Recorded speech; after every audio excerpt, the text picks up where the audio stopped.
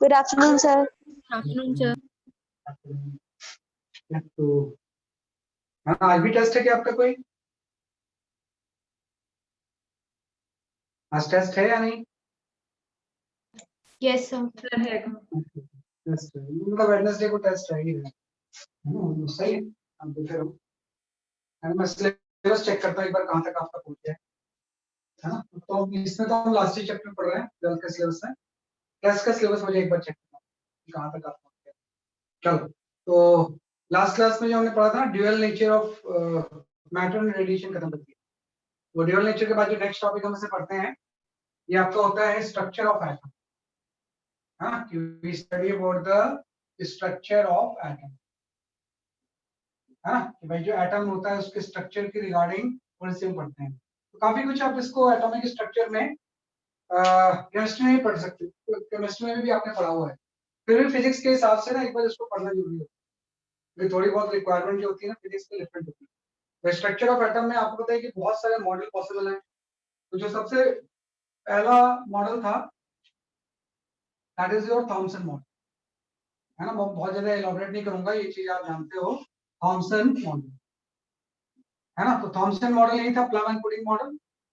भाई Thompson model के according यही था कि पूरा का पूरा पॉजिटिव चार्ज जो होगा ना वो पूरे एटम में डिस्ट्रीब्यूटेड होगा और इलेक्ट्रॉन इसमें एम्बेडेड रहेंगे, है ना। कि इलेक्ट्रॉन इसमें क्या होता है बेसिकली आपके embedded, right. This is known as a plum and pudding model, pudding model, plum and pudding model, है ना। तो ये आपका जो होता है this is simply known as a Thomson model, है ना। थॉमसन मॉडल को ये बोलते हैं प्लम एंड पुडिंग मॉडल। तो फर्स्ट तो आपका ये आ गया। सेकंड जो हो गया आपका that is your Rutherford model,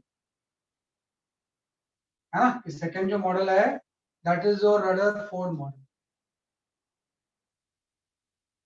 है ना। रदरफोर्ड मॉडल ने ये एक्चुअली मॉडल गलत है क्योंकि based on the collision with alpha particle with gold foil Rutherford ने कुछ कंक्लूड किया।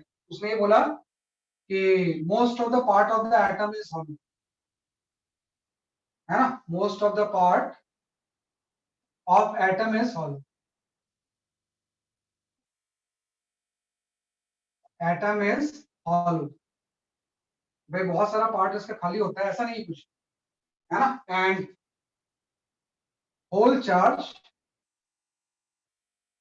Whole positive charge and almost mass and almost complete mass of atom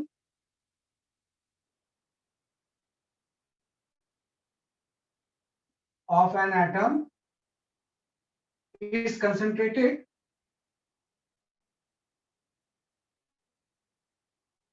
in very small region, in small region known as a nucleus, region called nucleus। इसी को हम क्या होता है जैसे कि आपका न्यूक्लियस बोलते हैं, है ना। And electron revolve around, and electron revolve around,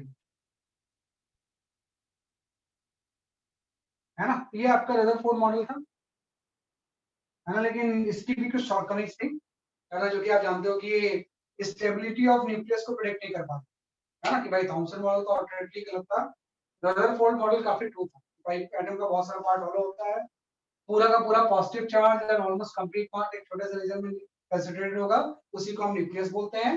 and electron इसके चारों तरफ रिवॉल्व, है ना। लेकिन ये could not predict the stability of atom, है ना। कि भाई एटम की स्टेबिलिटी को ये एड्रेस नहीं कर पाता। तो अभी जो मॉडल जो सबसे ऑथेंटिक मानते हैं वो हम मानते हैं बेसिकली आपका बोर पोस्टुलेट्स।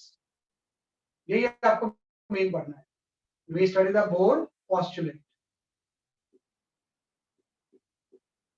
है ना। बोर पोस्टुलेट या बोर मॉडल, है ना। कि बोर एटॉमिक मॉडल बात है की आपकी, है ना। कि बोर ने कुछ आपके पोस्टुलेट्स दिए कि भाई एटम का स्ट्रक्चर कैसा होगा, है ना। तो उसके कुछ ये आपको थोड़ा सा ध्यान से देखना है कि बोर पोस्टुलेट्स के अकॉर्डिंग स्ट्रक्चर ऑफ एटम किस तरह से होगा। उसके भी कई स्टेटमेंट हम जानते हैं कि भाई पहली चीज वही होगी कि इसमें न्यूक्लियस का कंसेप्ट है ना। कि पहला कंसेप्ट ये हो गया कि इलेक्ट्रॉन रिवॉल्व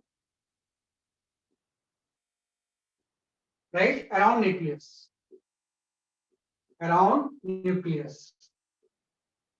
है ना, and necessary centripetal force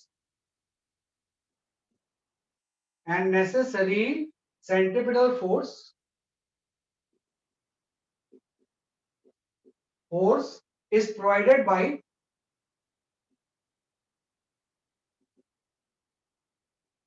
electrostatic force, electric force, है ना, कि भाई इसमें भी इलेक्ट्रॉन जो होता है ना वो न्यूक्लियस के चारों तरफ रिवॉल्व करता है और सेंट्रीपिटल फोर्स कौन सा फोर्स प्रोवाइड करेगा, इलेक्ट्रोस्टैटिक फोर्स, है ना, ये हम पढ़ेंगे। पहला कॉन्सेप्ट ये हो गया। सेकंड कॉन्सेप्ट ये होता है कि इलेक्ट्रॉन जो रिवॉल्व करता है ये किसी भी ऑर्बिट में रिवॉल्व नहीं करेगा, बल्कि एक पर्टिकुलर ऑर्बिट में रिवॉल्व करता है, उसको हम स्टेशनरी ऑर्बिट बोलते हैं, है ना, कि भाई सिंपल सा हम बोलते हैं इलेक्ट्रॉन ऑर्बिट रिवॉल्व इन स्टेशनरी ऑर्बिट, जो भी आपका इलेक्ट्रॉन रिवॉल्व करेगा किसमें रिवॉल्व करता है, ये स्टेशनरी ऑर्बिट में, where it exist as standing wave without losing any energy, है ना, विदाउट लूजिंग एनी एनर्जी, है ना, कि जो आपका इलेक्ट्रॉन रिवॉल्व करता है किसमें रिवॉल्व करता है, स्टेशनरी ऑर्बिट में, जहां पे एज ए स्टैंडिंग वेव भी एग्जिस्ट करेगा, और जब स्टैंडिंग वेव की तरह एग्जिस्ट करेगा तो कोई एनर्जी लूज नहीं करता, है ना, इसलिए वो स्टेबल भी हो। तो स्टेबिलिटी ऑफ एटम को नॉर्मली हम इससे एड्रेस करते हैं, भाई जब वो उस पर्टिकुलर ऑर्बिट में रिवॉल्व करेगा तो कोई एनर्जी बेसिकली आपका लूज नहीं करता। और थर्ड कॉन्सेप्ट यहाँ पे आ गया कि इलेक्ट्रॉन जो आपके जिस ऑर्बिट में रिवॉल्व कर रहा है उसी को हम बोल रहे हैं बेसिकली आपके स्टेशनरी ऑर्बिट, और उस ऑर्बिट में जब इलेक्ट्रॉन होगा, है ना, कि जब इलेक्ट्रॉन उस पर्टिकुलर ऑर्बिट में होगा तो उसका एंगुलर मोमेंटम जो होगा ना वो h/2 का इंटीग्रल मल्टीपल होगा। सिंपल सा हम बोल सकते हैं कि इन stationery orbit,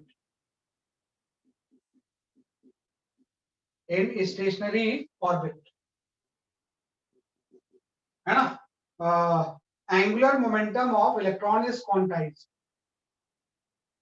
angular momentum of electron is quantized, electron is quantized, है ना, किसका एंगुलर मोमेंटम क्वांटाइज रहता है, that is it is integral multiple of right h/2 उस ऑर्बिट में ये क्वांटाइज रहेगा और वो h/2 का क्या हो जाएगा, आपका इंटीग्रल मल्टीपल। पहला कांसेप्ट आपका ये आ गया, सेकंड ये आ गया, थर्ड ये आ गया, राइट। वापस होता है कि बहुत सारे ऑर्बिट में होंगे, तो जब ये ऑर्बिट एक ऑर्बिट से दूसरे ऑर्बिट में जंप करेगा तो एनर्जी रिलीज होगी, और वो एनर्जी भी क्वांटाइज्ड मैनर में रिलीज होती है, उसी को हम बोलते हैं फोटॉन। तो सिंपल सा हम फोर्थ यहाँ पे कंसेप्ट लिख सकते हैं, है ना, कि भाई कुछ पोस्टुलेट्स जो हैं उसको अगर हम ध्यान दें तो जो आपका फोर्थ पोस्टुलेट है वो ये हो गया कि इसको हम बोलते हैं इमिशन ऑफ एनर्जी, है ना, कि भाई एनर्जी इमिट कब होती है। तो सिंपल सा आपका ये आ गया कि जो आपका फोर्थ आ गया that is emission of radiation,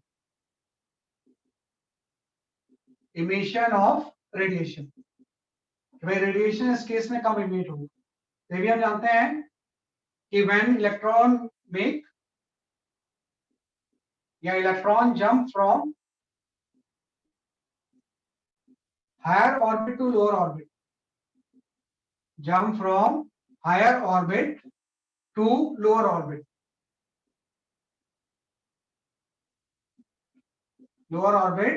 then energy emits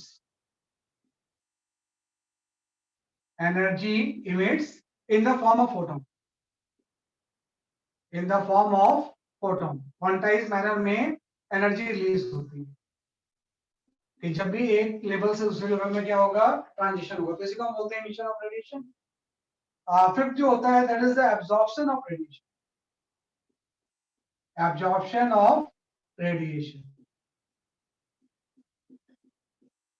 है ना, कि एब्जॉर्प्शन ऑफ रेडिएशन का कांसेप्ट ये हो गया किसी के जस्ट उल्टा, है ना, कि भाई atom absorb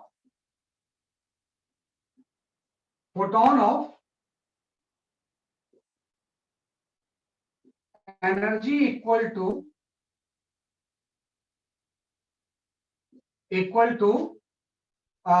difference between ground state and any of excited state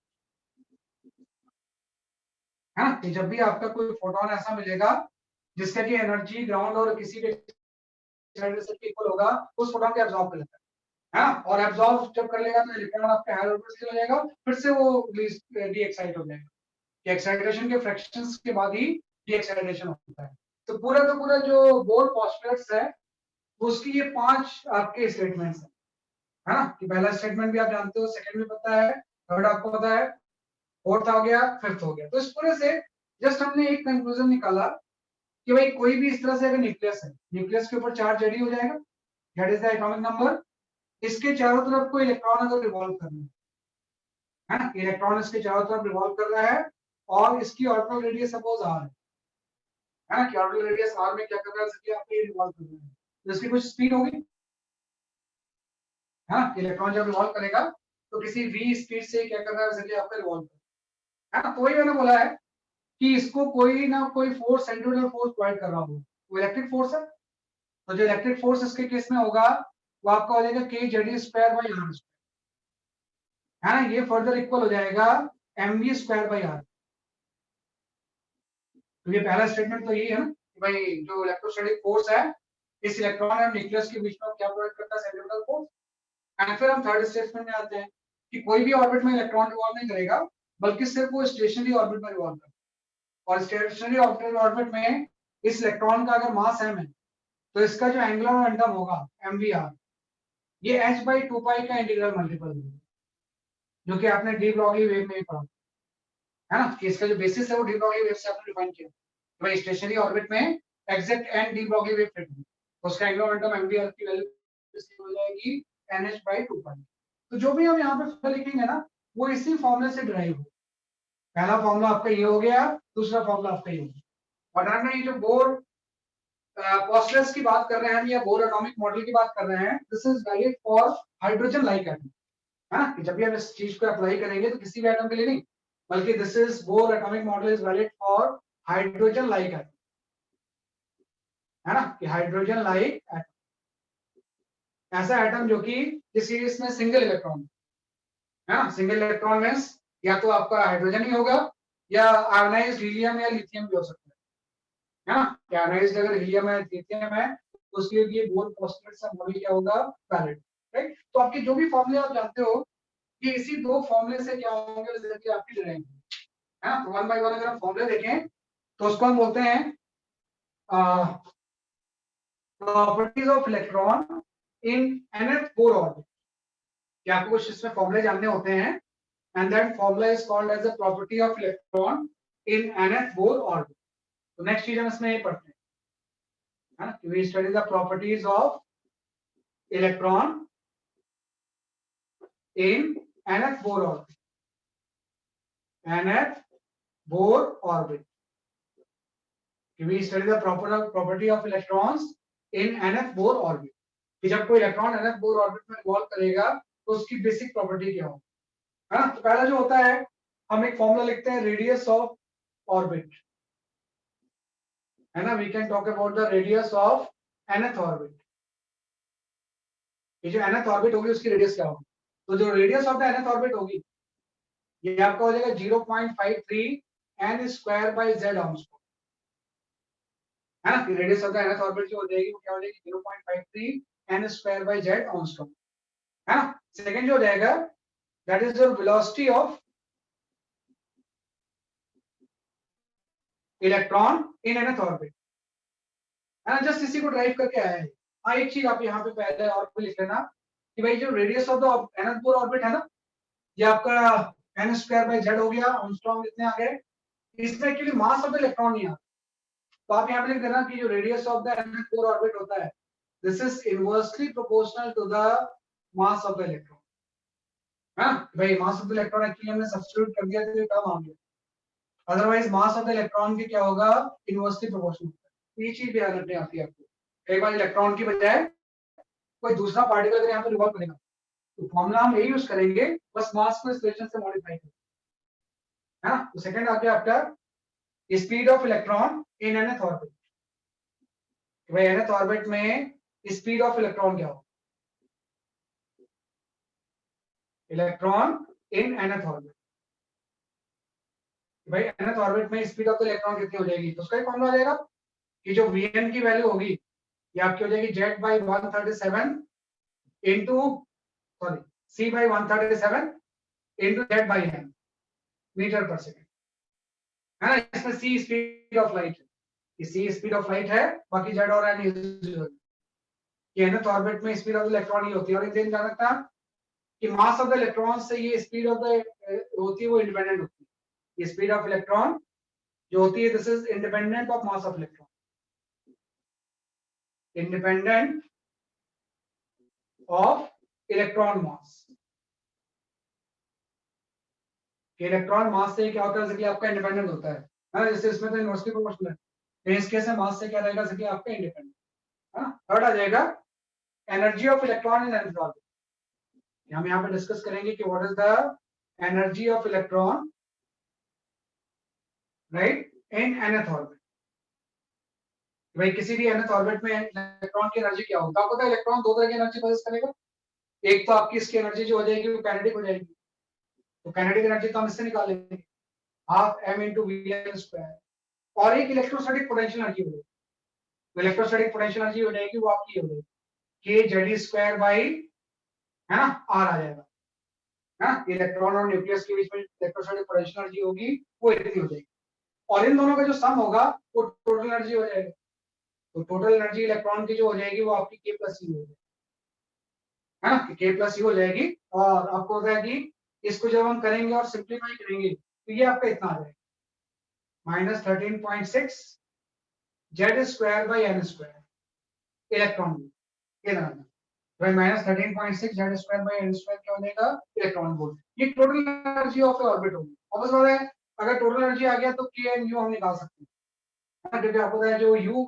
e होता है ये इक्वल होता है minus of k and this is further equal to the u by, तो जो टोटल एनर्जी है उसी का पॉजिटिव काइनेटिक एनर्जी हो जाएगी, और जो टोटल एनर्जी है उसी को डबल कर देंगे तो पोटेंशियल एनर्जी आ जाएगी, है ना। ये रिलेशन एग्जिस्ट होता है एटॉमिक स्ट्रक्चर में, E is equal to क्या हो जाएगा -k that is equal to u by 2। तो ये थ्री फॉर्मूले आ गए, radius, speed and energy of the orbit. और चीज ध्यान रखना, जो एनर्जी ऑफ द ऑर्बिट होती है this is directly proportional to the mass of the electron. जो energy of the orbit nth orbit होता है this is directly proportional to the mass of the electron, है ना। जैसे स्पीड तो independent है, रेडियस इनवर्सली है, वैसे एनर्जी क्या होती है, डायरेक्टली होती है, तो ये भी रिलेशन आप देना, जो एनर्जी ऑफ द ऑर्बिट होती है उसका मास ऑफ द इलेक्ट्रॉन से क्या रिलेशन। तो ये तीन आपकी प्रॉपर्टी हो गई। और उसके बाद है कि अभी हम बात करेंगे इमिशन ऑफ रेडिएशन, है ना, कि जब एक लेवल से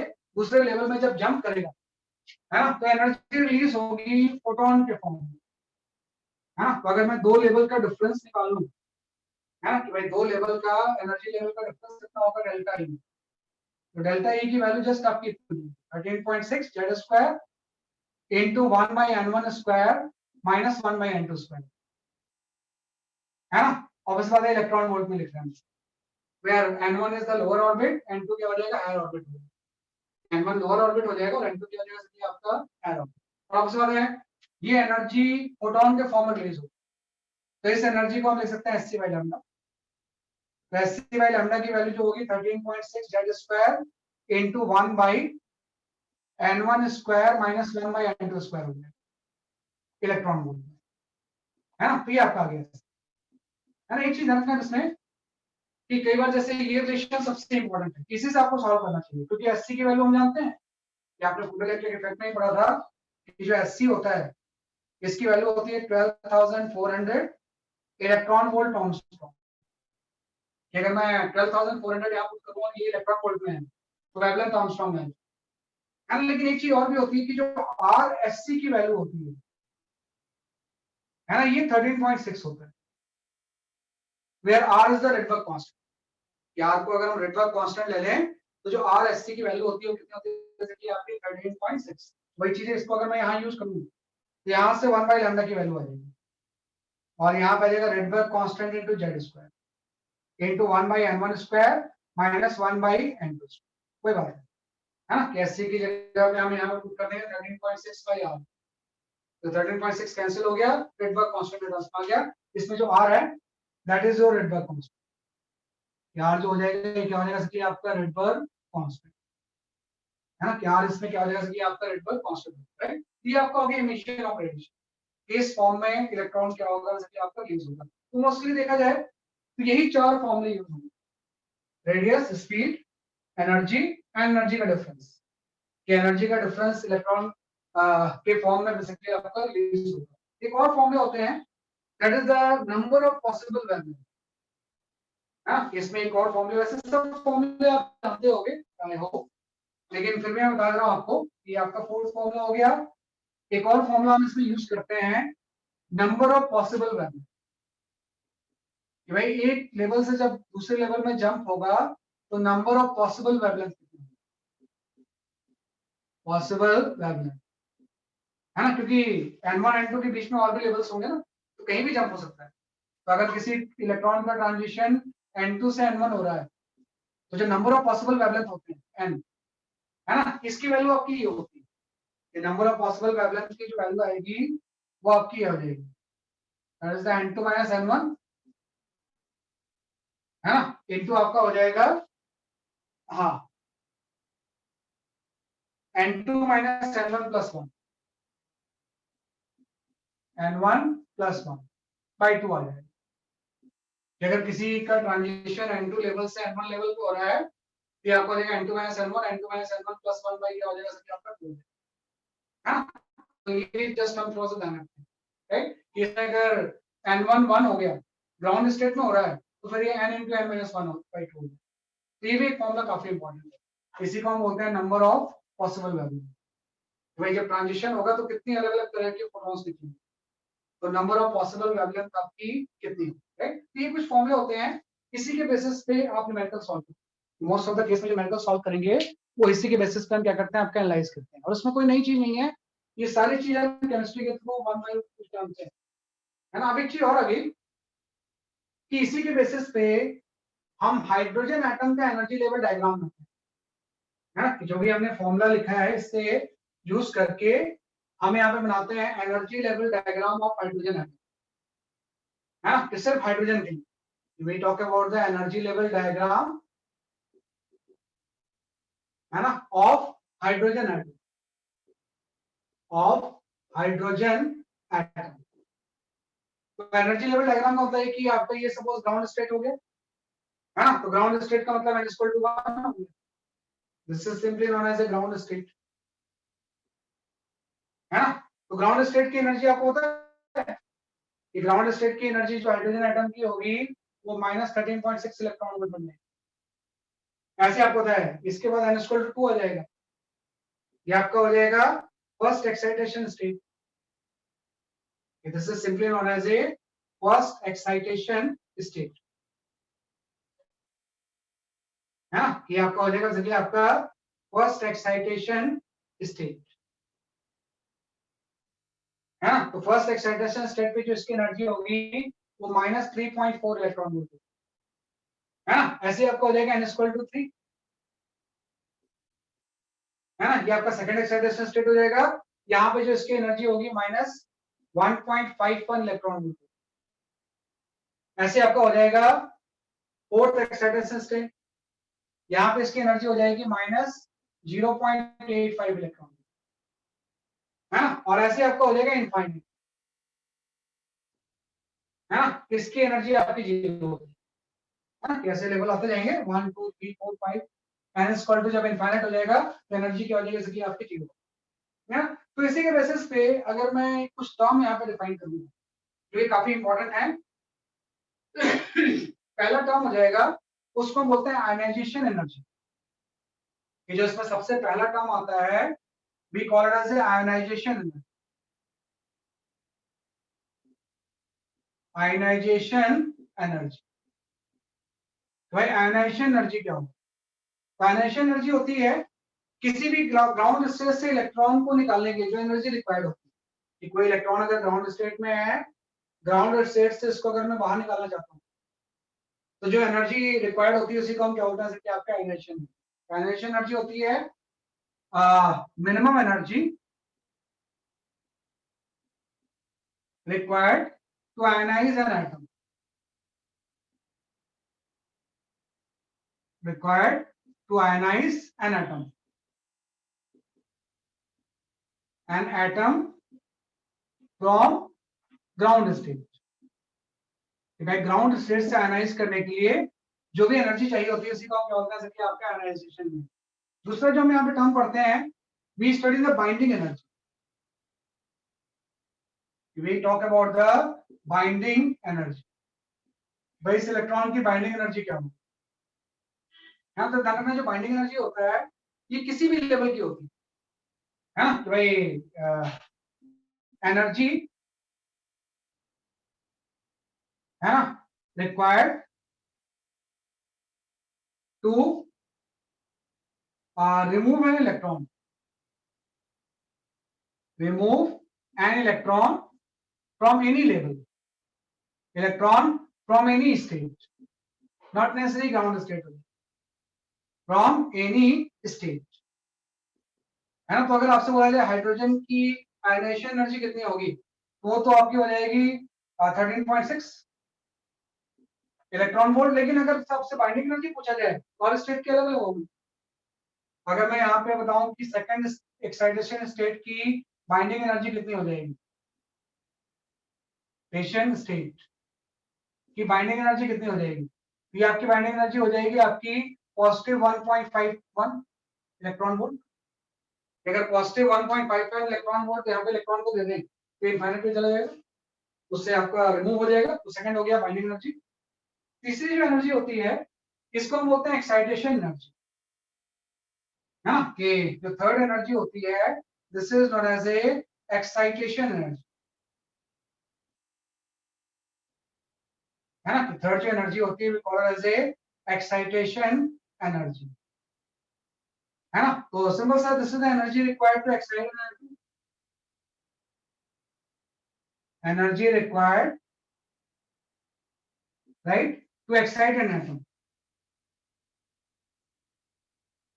भाई किसी भी एटम को अगर एक्साइट करना तो एनर्जी रिक्वायर्ड होती है उसको बोलते हैं एक्साइटेशन एनर्जी। तो आपको पता है कि आपका ग्राउंड स्टेट है, ये फर्स्ट एक्साइटेड स्टेट है, इसका जो डिफरेंस है ना, ये डिफरेंस जो है आपका ये 10.2 इलेक्ट्रॉन वोल्ट, है ना। तो फर्स्ट एक्साइटेशन एनर्जी जो होगी वो 10.2 इलेक्ट्रॉन वोल्ट हो जाएगी।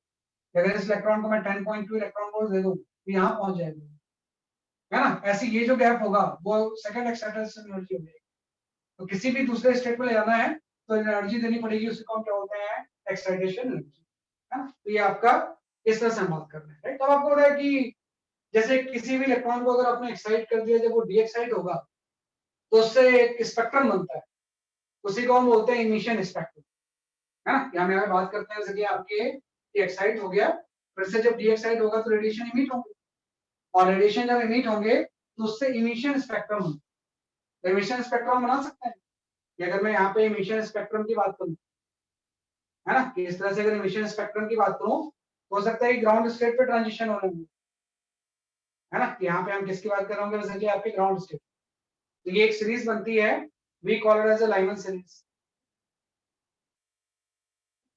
है ना। ऐसी यहाँ पे जब ट्रांजिशन होगा तो इससे एक सीरीज बन जाएगी, this is known as a Balmer series, है ना। इसके बाद यहाँ पे एक सीरीज बन जाएगी और बना लो लेवल्स, है ना। कैसे बहुत सारे लेवल्स हैं एन इक्वल टू इनफिनिट, है ना। तो यहाँ पे जो इस तरह से एक सीरीज बनेगी, this is known as a question series, है ना। इसके बाद आपका हो जाएगा ब्रैकेट सीरीज। ये जो सीरीज होगी ये क्या हो जाएगा, कि आपका ब्रैकेट, और उसके बाद जो सीरीज जाएगी ये आपकी हो जाएगी fund,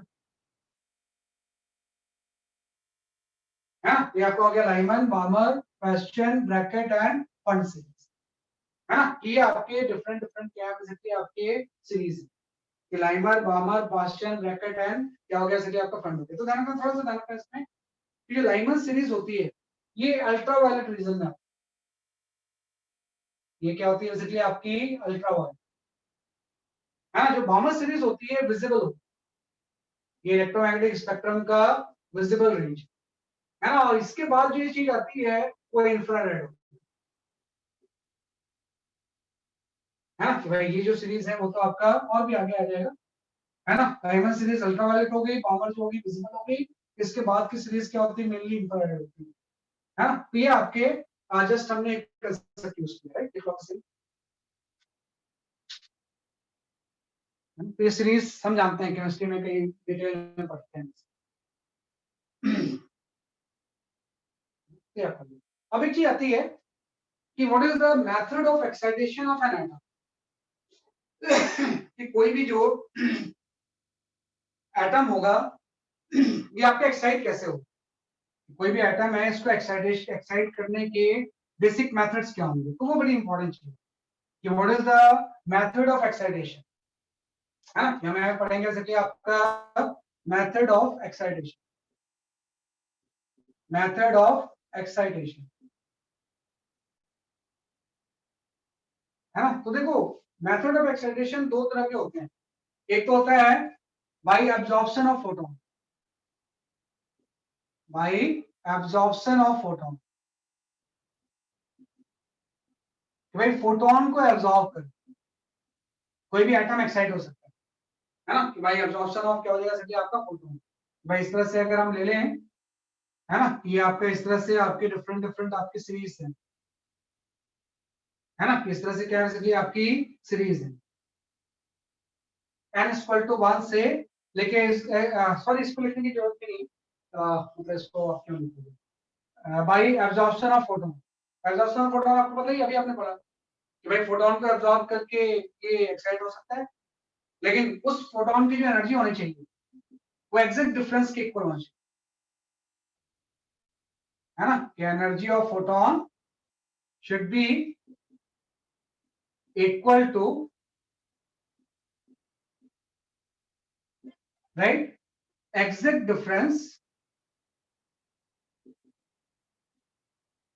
difference between ground state and any excitation state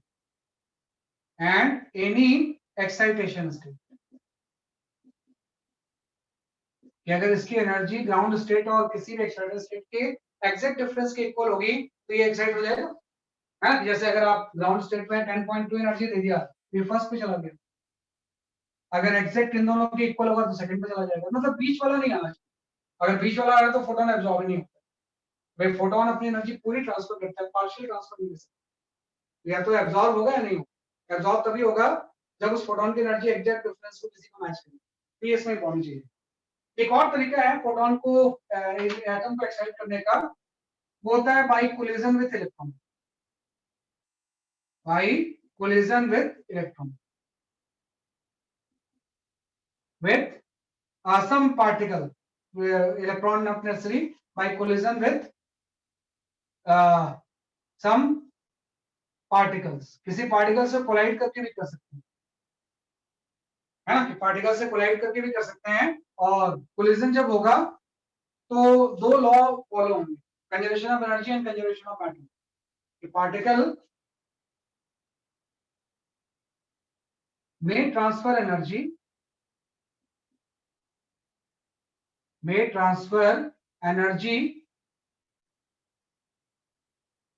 है ना to excite an atom as per law of conservation of momentum and energy, law of conservation of momentum and energy, momentum and energy, है ना, ये आपका होता है ना। तो जानना कि दो मेथड है, या फोटोन एब्जॉर्ब कर ले या कोई पार्टिकल कोलाइड करके एनर्जी प्रोवाइड करे। और जब पार्टिकल कोलाइड करेगा तो उसमें conservation of energy and momentum follow होगा। तो यहाँ पे एक बड़ी इंपॉर्टेंट चीज है कि जैसे सिंपल सा एक आप मैकेनिक्स में पढ़ते हो, तो मैकेनिक्स की एक इंपॉर्टेंट चीज यहाँ पे यूज होगी, हाँ, कि जब भी हम बात करें ना, ये आपके मैकेनिक्स में भी कई बार यूज होगा, कि जब भी हम ये बात करेंगे कि what is the kinetic energy of a system of particle, अगर मैं बात करूं what is the kinetic energy of system of particle, system of particle, भाई किसी भी सिस्टम ऑफ पार्टिकल की काइनेटिक एनर्जी क्या होती है? तो सिस्टम ऑफ पार्टिकल की जो काइनेटिक एनर्जी होती है ना, उसके दो कंपोनेंट होते हैं। टोटल काइनेटिक एनर्जी का दो कंपोनेंट, एक तो हो जाएगा केसी और दूसरा हो जाएगा के, है ना। केसी जो होगा, this is the kinetic energy of centre of mass, kinetic energy of centre of mass, जो कि कभी चेंज नहीं होती अगर कोई एक्सटर्नल फोर्स नहीं है। एक्सटर्नल फोर्स अगर नहीं है तो केसी क्या रहती है, कांस्टेंट रहती है। और जो के डैश होगा, this is kinetic energy of system with respect to center of mass, with respect to center of mass, है ना। टोटल एनर्जी के दो पार्ट होते हैं, एक तो केसी होता है, सेंटर ऑफ मास की काइनेटिक एनर्जी जो कि चेंज हो ही नहीं सकती है। एक के डैश होता है कि सेंटर ऑफ मास के फ्रेम में जाए तो काइनेटिक एनर्जी सिस्टम की कितनी है, के डैश, ये कन्वर्ट हो सकता है। तो जो के डैश की वैल्यू होती है ना, इसका फॉर्मूला आप याद रखना, के डैश की वैल्यू जो होती है वो होती है half of mu into v relative का होल स्क्वायर। इसमें म्यू जो होता है, this is known as a reduced mass, m1 m2 by m1 plus m, this is simply known as a reduced mass। और Vr जो होता है relative velocity, Vr क्या हो जाएगा इसलिए आपका रिलेटिव वेलोसिटी। तो अगर कहीं कभी भी जब कोलिजन होगा ना, तो kinetic energy of centre of mass change नहीं होगा, बल्कि k डैश यूज होगा एटम को एक्साइट करने, है ना। सिंपल सा हम बोलेंगे k dash excite an atom, है ना, कि भाई k डैश जो होगा ना वो एटम को क्या करता है, जैसे आपका एक्साइट करता है। k डैश एक्साइट एटम, कि एटम को एक्साइट करने में टोटल एनर्जी यूज नहीं होती है, बल्कि कौन सी एनर्जी यूज होगी, के डैश। तो अगर मैं हाइड्रोजन एटम की बात करूं, if I talk about the hydrogen atom at rest, atom at rest, तो अगर के डैश की वैल्यू ग्रेटर देन और इक्वल टू 10.2 इलेक्ट्रॉन वोल्ट है ना, तभी एक्साइट होगा। अगर के डैश की वैल्यू 10.2 हो या उससे ज्यादा भी चलेगा, इससे अगर कम होगा तो नहीं चलेगा। तो सिंपल सा बोलेंगे अगर ये है, ये कंडीशन है, then only atom is excite,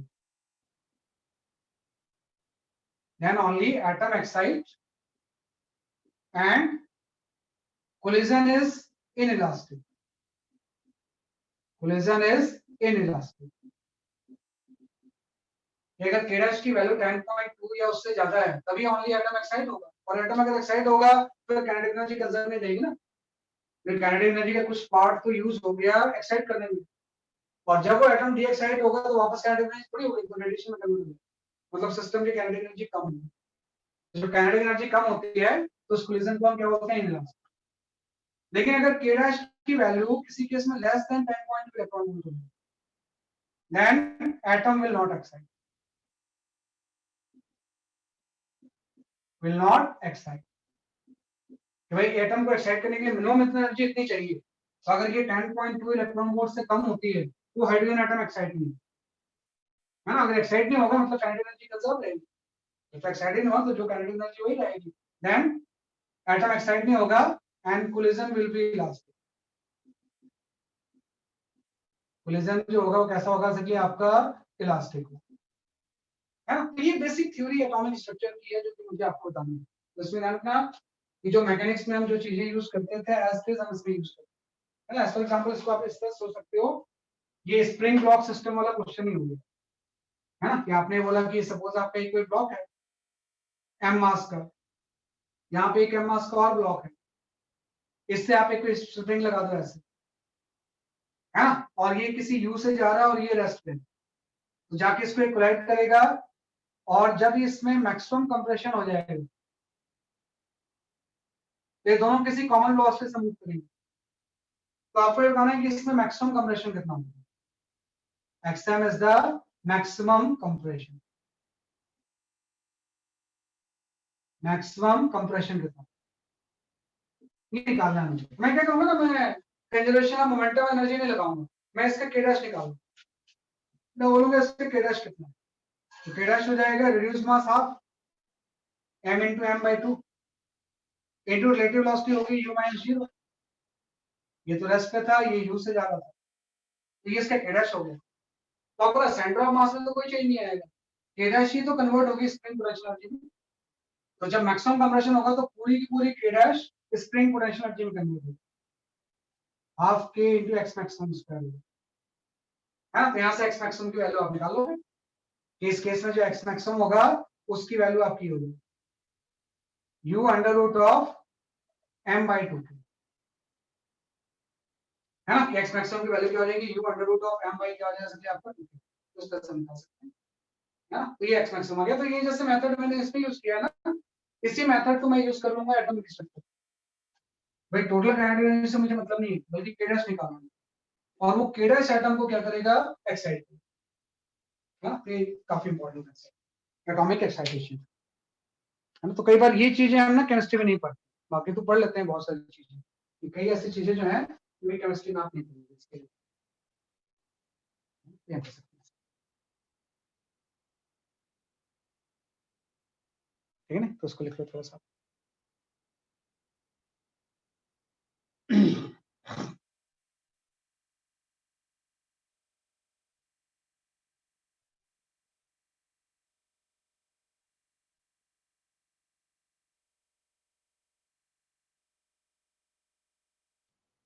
10.2 electron volt कैसे आएगा, वो डिफरेंस से कि भाई जो ग्राउंड स्टेट की एनर्जी जो है -13.6 है, हाँ। ग्राउंड स्टेट की एनर्जी जो है वो -13.6, और फर्स्ट एक्साइटेशन स्टेट की एनर्जी जो है -3.2 है।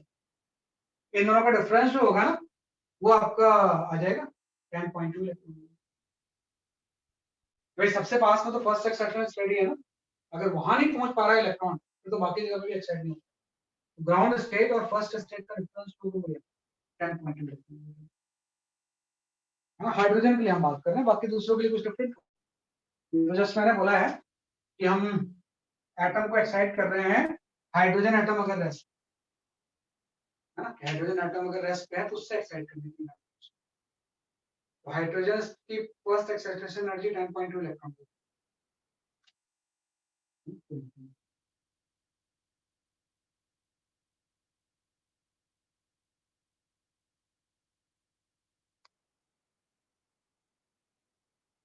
ये आपका गैस है। तो ये जस्ट मैंने कुछ फॉर्मूले बताए हैं, तो बाकी हम न्यूमेरिकल जैसे सॉल्व करेंगे ना, you will get to know. तो आप इस बेसिक थ्योरी के ऊपर कुछ हम न्यूमेरिकल सॉल्व करते हैं सीक्वेंसली, तो आपको आ जाएगा।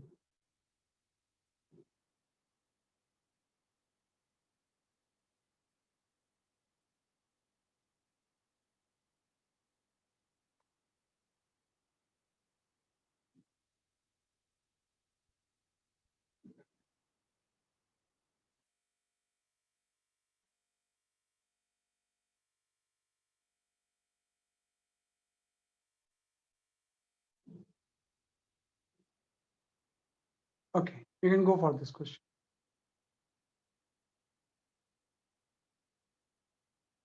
ओह सॉरी, ये तो कोई दूसरा क्वेश्चन आ गया, ये मत करो आप, दूसरा मैं शेयर कर रहा हूँ। ये तो फोटो इलेक्ट्रिक इफेक्ट का क्वेश्चन है, ये कर चुके हो।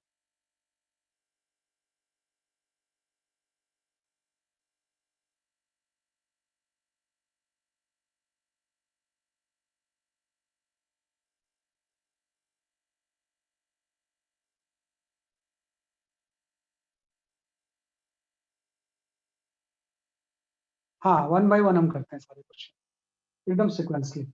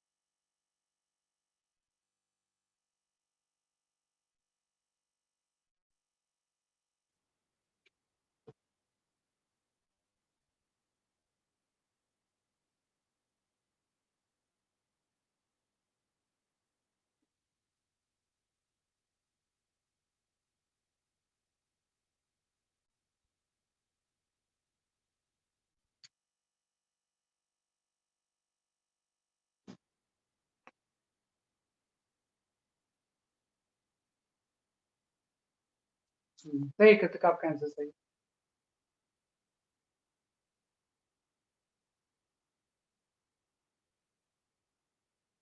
हाँ, दूसरी आंसर इज करेक्ट।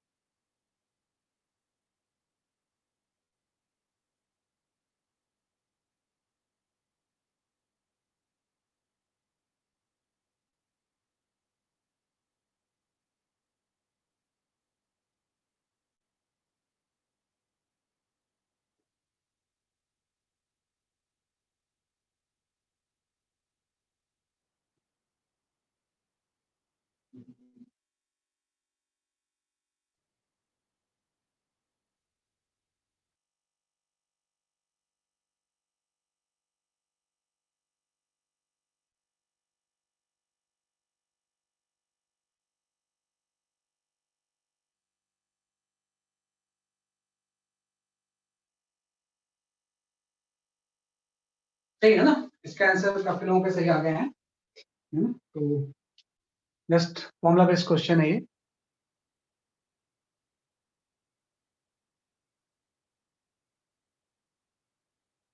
है ना, जस्ट हम इसको ये फॉर्मूला यूज कर लेंगे। वैसे बोला सेकंड से थर्ड में इतनी एनर्जी की जरूरत है, मतलब सेकंड और थर्ड का डिफरेंस इतना है। हाँ, second orbit to third four orbit, है ना, और हाइड्रोजन लाइक एटम। तो अभी आपने डेल्टा ई का फॉर्मूला पढ़ा, डेल्टा ई की वैल्यू होती है 13.6 Z square into 1/n1 square minus 1/n2 square. तो इसने बोला इन दोनों का डिफरेंस 47.2 इलेक्ट्रॉन वोल्ट है।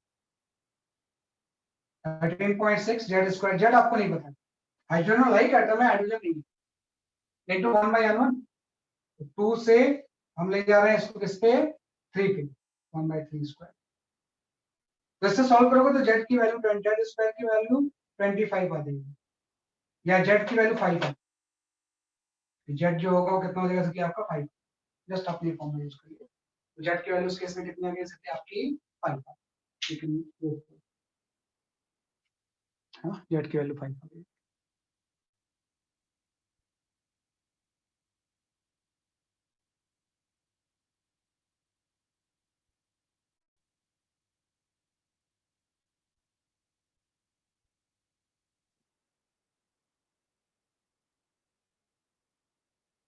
Okay, you can go for this question.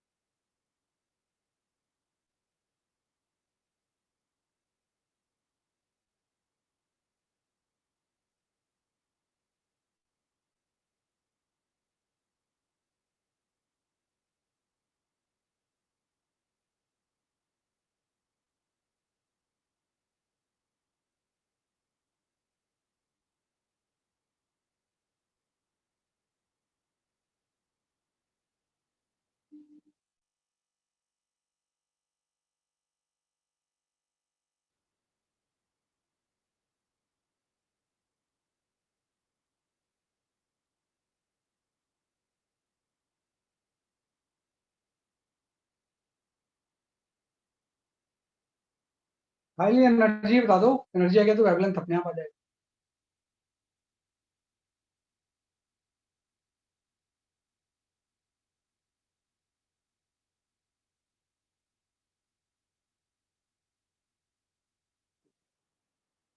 हाँ सही है आंसर।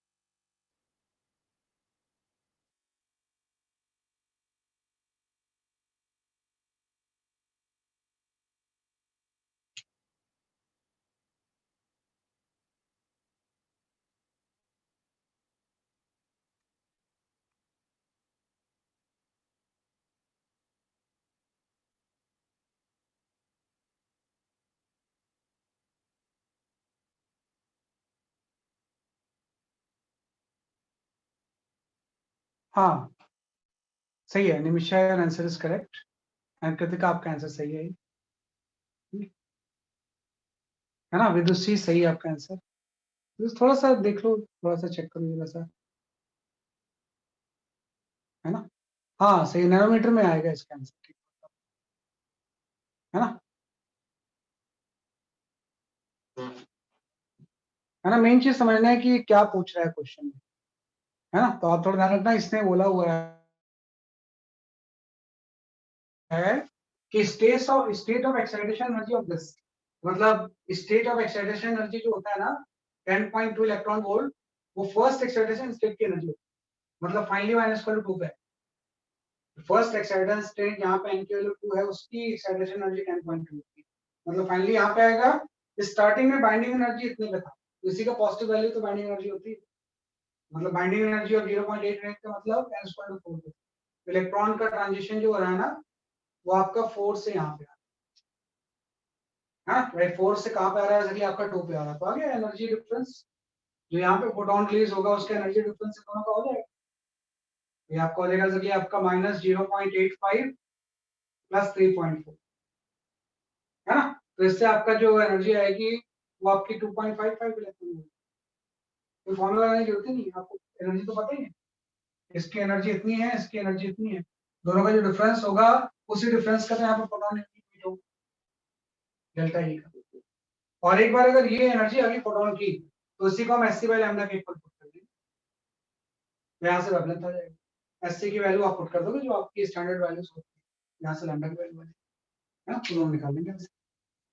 तो सिंपली हम इस तरह से इसको सॉल्व कर सकते हैं। तो टर्म जानना थोड़ा सा, what is the meaning of state of excitation energy of 10.2 electron volt n is equal to 2, state of binding energy of this n is equal to 4, 4 से 2 में ट्रांजिशन है ना। ट्रांजिशन जो हो रहा है 4 से कहां पे हो रहा है, एक्जेक्टली आपके 2 पे हो रहा है।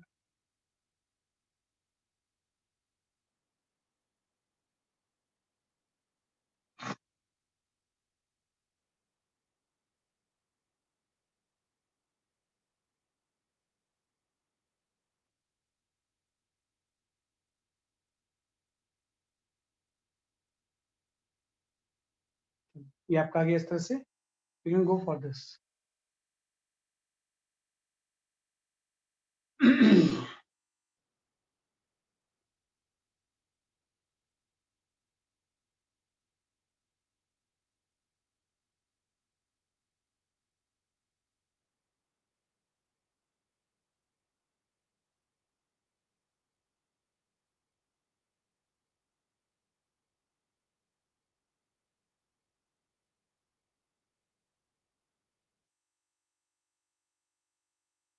ये थोड़ा सा कॉन्सेप्चुअल क्वेश्चन।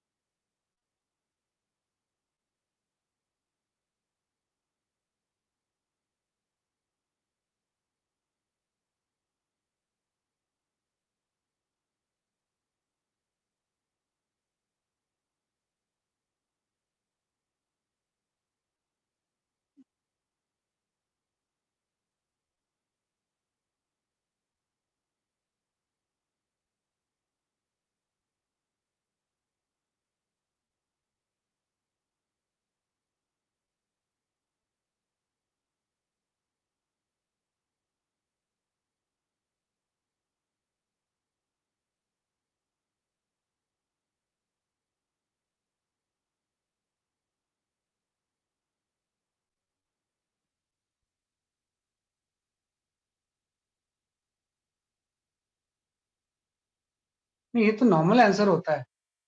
तो नॉर्मल आंसर जो होता है ये नहीं दिया होता तो आपका आंसर सही जवाब नहीं मिलेगा।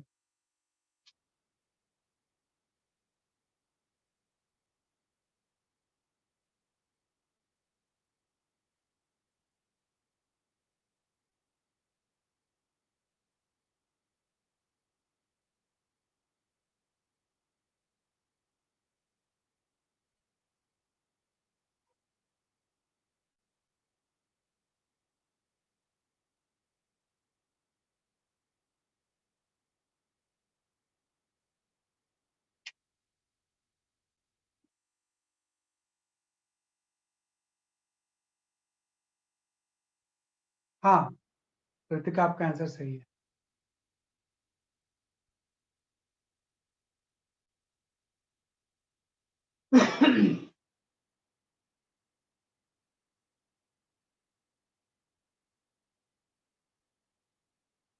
चलो मैं एक्सप्लेन करता हूँ इसे। देखो कुछ नहीं है, देखो नॉर्मल तो आपको पता है कि जो हमने स्टैंडर्ड पढ़ा है उसके अकॉर्डिंग जो radius of the core orbit होता है इसकी वैल्यू होती है 0.53 n square by Z Armstrong.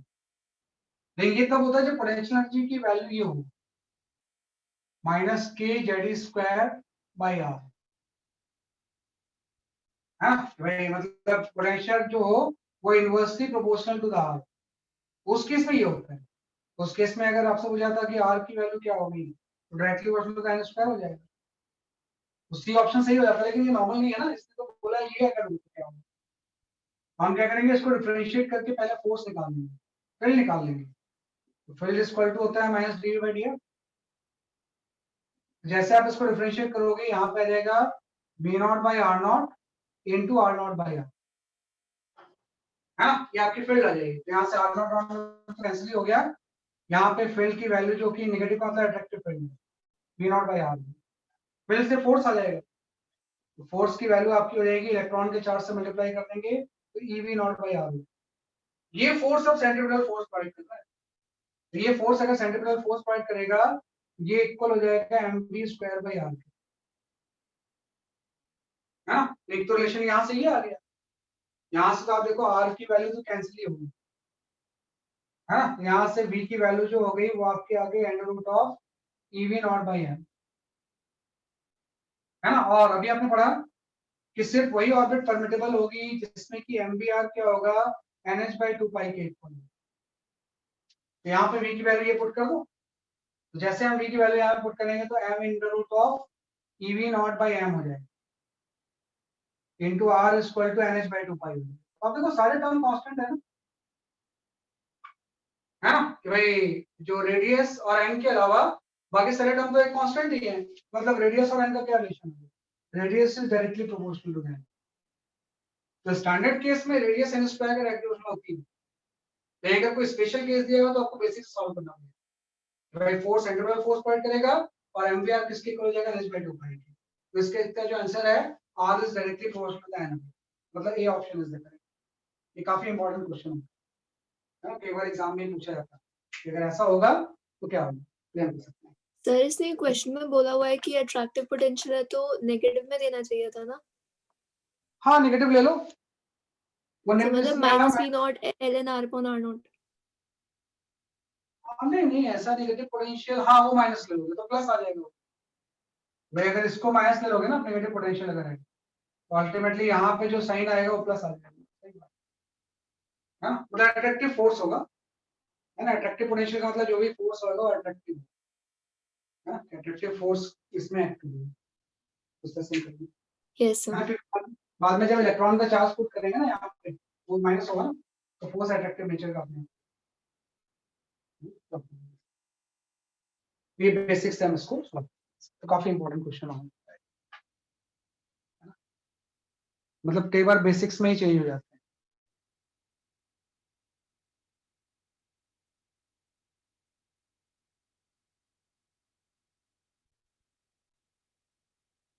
है। Okay you can go for this question. अच्छा नहीं नहीं ये मत करो अभी आप, ये मत करो अभी। ये भी दूंगा बाद में थोड़ा सा, पहले बेसिक्स जो क्वेश्चन जो थ्योरी को एड्रेस करते हैं ना वो कर लेते हैं। You can go for.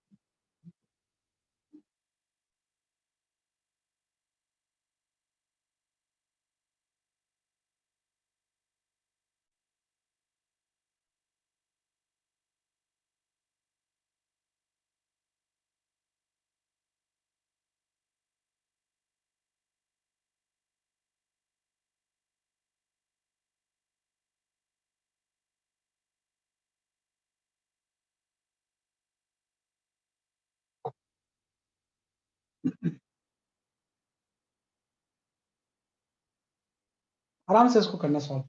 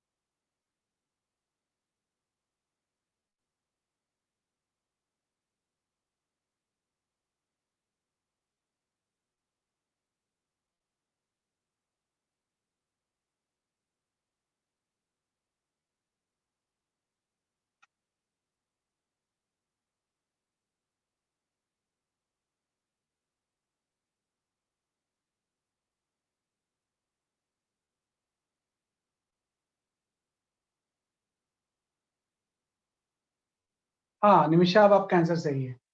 विदुषी, और आंसर इज करेक्ट।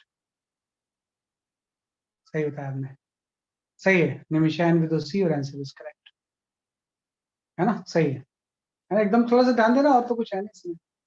और इसने बोला है कि एक एटम जो है, इसमें एक प्रोटॉन है ना, एक प्रोटॉन मतलब न्यूक्लियस में सिर्फ एक प्रोटॉन प्लस ही है, और इसके चारों तरफ एक पार्टिकल रिवॉल्व कर रहा है जिसके कि मास 2m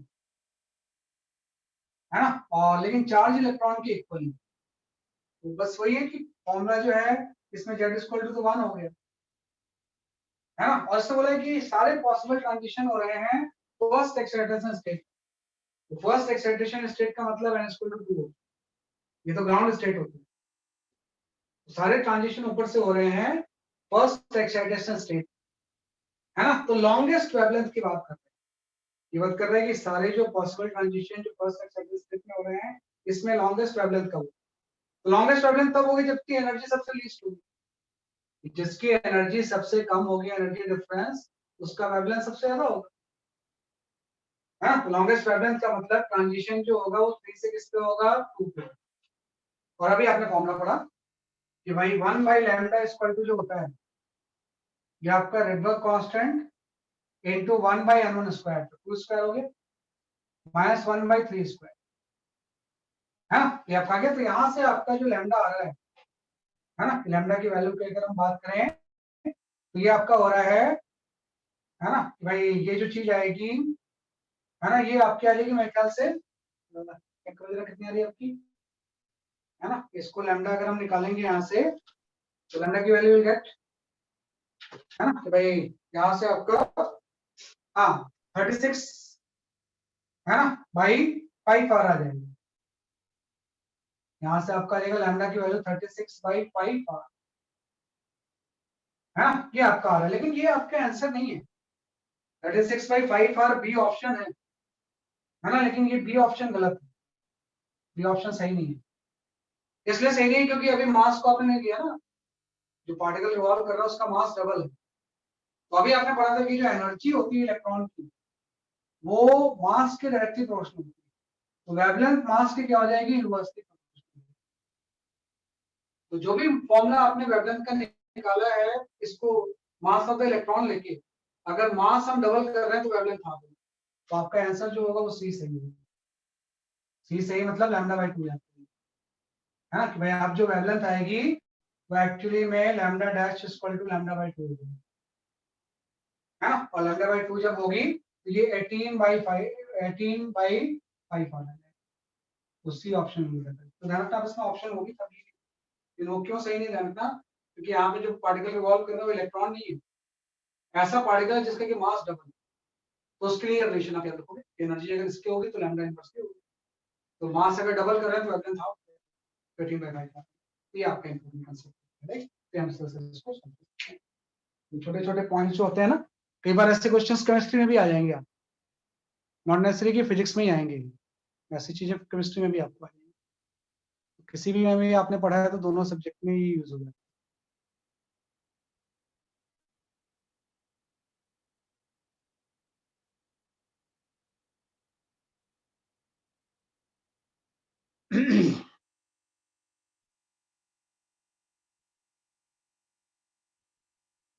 चल ये देख लो जरा सा। हाँ ये भी अच्छा क्वेश्चन है, ए एंड बी पार्ट। पहले ए पार्ट करो, बी पार्ट को भी छोड़ दो।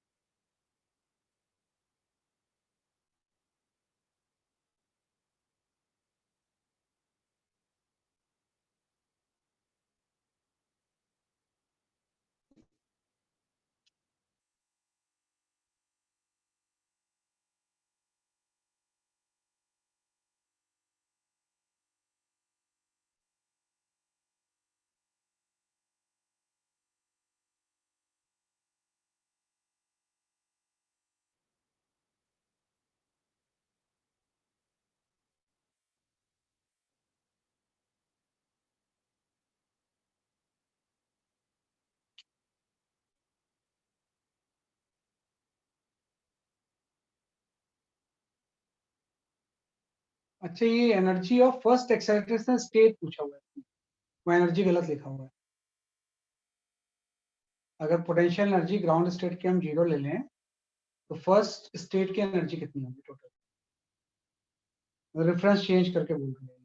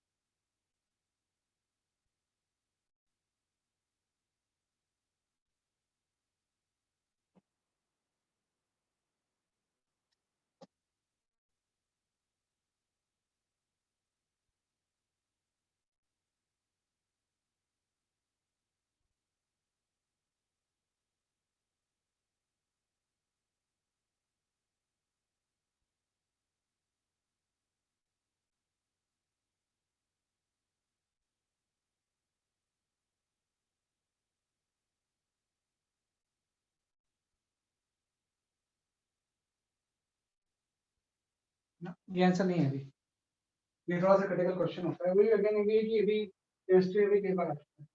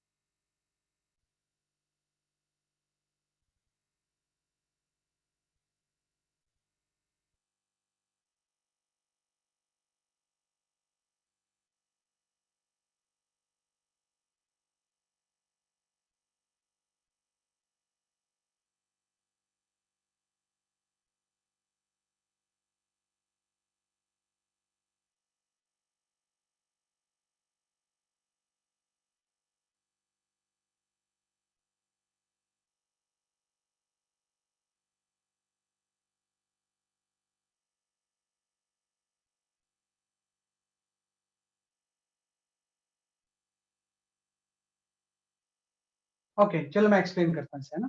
इसको ध्यान से आप देखना जरा सा ना। सेकंड पार्ट खुद से आप सॉल्व कर लेना। देखो क्या होता है नॉर्मल केस में, ग्राउंड स्टैंड की टोटल एनर्जी इतनी होती है, ये इतनी होती है, इतनी होती है। तो इससे अगर आपसे कोई पूछे ये तो टोटल एनर्जी है, इस स्टेट की काइनेटिक एनर्जी कितनी है, तो काइनेटिक एनर्जी इतनी पॉजिटिव होती है, ये भी आपने पढ़ा। और इसकी पोटेंशियल एनर्जी कितनी होती है, पोटेंशियल एनर्जी इसी की डबल हो जाती है, -2 इंटू कितना हो जाएगा, ये 13.6 इलेक्ट्रॉन। नॉर्मल केस में ऐसा होता है। और ये सारी एनर्जी जो आपने पोटेंशियल एनर्जी लिया है ना, ये इतनी है, तो इसका रेफरेंस इनफाइनाइट है कि जहां पे अगर n इक्वल टू इनफाइनाइट है वहां पे पोटेंशियल एनर्जी 0 है। हाँ, इनफाइनाइट स्टेट की पोटेंशियल एनर्जी क्या होगी, अगर 0 होगी तो इस स्टेट की पोटेंशियल एनर्जी होगी। अब ये बोल रहा है कि नहीं, हम ग्राउंड स्टेट की पोटेंशियल एनर्जी जो इतनी होती है इसको अगर हम 0 ले लें, है ना, कि अगर ये इतनी है, इनफाइनाइट के रिस्पेक्ट में इसकी एनर्जी इतनी है, तो इससे काइनेटिक ऐड करेंगे तो ये आ जाएगा। तो अगर मैं इसको 0 ले लूं तो हर स्टेट की एनर्जी फिर चेंज होगी, रेफरेंस चेंज होगा। तो कैसे निकालेंगे, तो ध्यान रखना आप, पोटेंशियल एनर्जी का रेफरेंस चेंज करने से दो चीजें चेंज नहीं होंगी, है ना, कि अगर पोटेंशियल एनर्जी का हम रेफरेंस चेंज करेंगे तो उससे दो चीजें चेंज नहीं होती। है ना, ये if we change the reference, if we change reference of potential energy, reference of potential energy, then kinetic energy of state and energy difference will not change.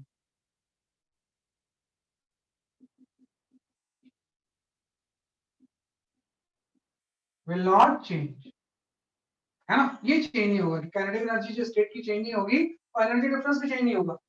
अगर पोटेंशियल एनर्जी का डिफरेंस आप कुछ भी डालोगे, डिफरेंस तो 10.2 ही रहेगा। तो अब इससे क्वेश्चन सॉल्व होगा, है ना, कि भाई ये अगर हम ऐसे ले लें तो ये डिफरेंस तो 10.2 इलेक्ट्रॉन वोल्ट ही रहेगा। अगर आपने ये u यहाँ पे 0 ले लिया है तो इस स्टेज की काइनेटिक एनर्जी तो अभी भी उतनी होगी, तो काइनेटिक एनर्जी की वैल्यू पॉजिटिव 13.6 हो जाएगी। तो अगर u 0 ले लेंगे तो इसकी टोटल एनर्जी अब पॉजिटिव हो जाएगी 13.6 इलेक्ट्रॉन। तो अगर इसकी एनर्जी अब पॉजिटिव 13.6 इलेक्ट्रॉन वोल्ट होगी तो 10.2 इसमें ऐड हो जाएगा। तो 10.2 जब ऐड होगा तो इस स्टेज की एनर्जी आएगी, है ना, कि भाई 13.6 प्लस 10.2, तो इसकी जो एनर्जी आ जाएगी वो आपकी आ जाएगी आपकी 23.8। ये इसका आंसर है कि अगर हम ग्राउंड स्टेट की पोटेंशियल एनर्जी को 0 ले लें तो काइनेटिक एनर्जी इतनी रहेगी, दोनों का सम इतना हो जाएगा, इसमें डिफरेंस ऐड हो जाएगा तो इतनी एनर्जी आएगी। तो फर्स्ट स्टेट की जो टोटल एनर्जी होगी वो इतनी नहीं होगी, बल्कि इसकी बजाय आपकी इतनी होगी। तो आपका जो आंसर है वो 23.8। ये भी क्वेश्चन काफी इंपॉर्टेंट होता है कि अगर आप रेफरेंस चेंज करोगे तो हम किस तरह से निकालते हैं। आप रेफरेंस कहीं भी 0 ले सकते हो, आप चाहते तो इसको 0 ले लो, है ना, कहीं भी 0 ले सकते हो, है ना। तो अगर ग्राउंड स्टेट को 0 ले लेंगे तो फर्स्ट एक्साइटेशन स्टेट की टोटल एनर्जी इतनी है। हाँ, अगर आपसे कोई पूछेंगे फर्स्ट एक्साइटेशन स्टेट की टोटल एनर्जी तो इतनी है, इस स्टेज की काइनेटिक एनर्जी कितनी होगी, वो कोई चेंज नहीं होता, इसी का पॉजिटिव। अब इस स्टेज की पोटेंशियल एनर्जी कितनी हो जाएगी, वो E माइनस के हो जाएगा, तो इन दोनों का सम ही तो टोटल एनर्जी होती है, तो यहीं से इसको आप माइनस कर दो, तो इससे पोटेंशियल एनर्जी आपकी 20.4 है। अगर इसकी पोटेंशियल एनर्जी 0 है तो इस स्टेज की पोटेंशियल एनर्जी 20.4 होगी, काइनेटिक उतनी रहेगी, दोनों का सम 23.8 है। तो इस तरह से हम इसको एडजस्ट करते हैं, ठीक है। ये जस्ट हमने थोड़ा सा एटॉमिक स्ट्रक्चर के बारे में पढ़ा। We have studied about the atomic structure. That's all for today, है ना, आज के इतने काफी है। नेक्स्ट क्लास में we'll study the X-rays, है ना, नेक्स्ट क्लास का जो टॉपिक होगा हम एक्सरे पढ़ेंगे। So that's all for today. Bye bye.